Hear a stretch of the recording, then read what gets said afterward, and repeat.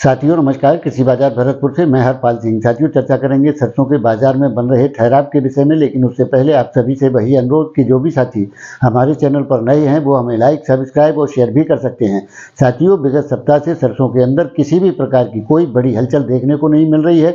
बाजारों में ठहराव की स्थितियाँ देखी जा रही हैं। कोई बड़ी उठा पटक की स्थितियाँ बाजारों में बनती हुई नजर नहीं आ रही है, क्योंकि जिस प्रकार से हमने अनुमान जताया था कि सरसों का बाजार एक सीमित दायरे में घूमता हुआ नजर आता है, उसी प्रकार के प्रदर्शन सरसों के बाजार में देखने को मिल रहे हैं। यानी कि भरतपुर मंडी जो शनिवार को कुछ 57 रुपए की तेजी, जो यानी कि 6186 रुपए के भाव थे, 6245 रुपए के खुले थे, लेकिन आज 45 रुपए की नरमी के साथ भाव 6200 रुपए के बोले जा रहे हैं। उसी प्रकार से जयपुर 6600 रुपए, दिल्ली के भाव 6450 रुपए और चरखी दादरी के भाव 6425 रुपए के उसी भाव पर स्टेबिलिटी के साथ बने हुए हैं जो शनिवार को भाव थे।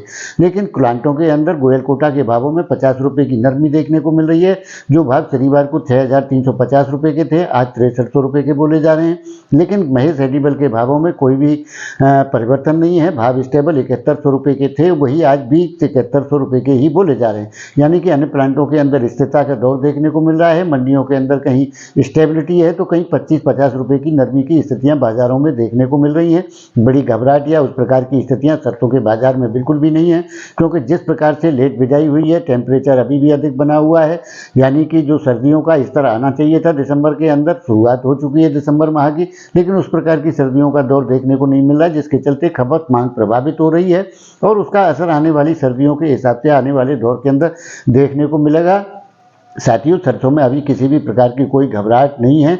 आने वाले दौर के अंदर सरसों जब नई आएगी तब तक के लिए सरसों की जो अवेलेबिलिटी है उसकी टाइट पोजीशन बनी हुई है और एक दौर आता है अंतिम, जिसमें कि सर्दी माह का जो पीरियड शुरू होता है उसमें निश्चित तौर से खाद्य तेलों की मांग बढ़ती है, जिसके चलते एक अच्छी खासी तेजी या सुधार की स्थितियाँ अंतिम रूप से देखने को मिलती हैं और वो दौर अब सरसों के अंदर देखने को मिलेगा। इन संभावनाओं को नकारा नहीं जा सकता, क्योंकि आने वाले दौर के अंदर दिसंबर की शुरुआत है और जनवरी माह तक निश्चित तौर से अच्छे खासे सुधार और तेजी के रूपक सरसों को देखने को मिलेंगे। लेकिन ये एक अंतिम दौर होगा कि सरसों की जो हाइप होगी वो इसमें तय हो जाएगी और उसके बाद फिर चर्चाएं होंगी कि सरसों का नया बॉटम लेवल क्या हो सकता है, फसल आने की क्या स्थितियां रहेंगी, मौसम के क्या हालात हैं और उसी प्रकार से विदेशी बाजार और सरकार की नीतियां किस प्रकार की रहती हैं। आने वाले दौर के अंदर खाद्य तेल बाजार एवं समस्त खाद्य ट्रेड जो है उसी के आधार पर अपनी स्थितियां तय होंगी कि यानी बाजारों में किस प्रकार के रूपक देखने को मिलेंगे, यानी कि तेजी के दौर देखे जाएंगे या मंदी की स्थितियां देखने को मिलेंगी।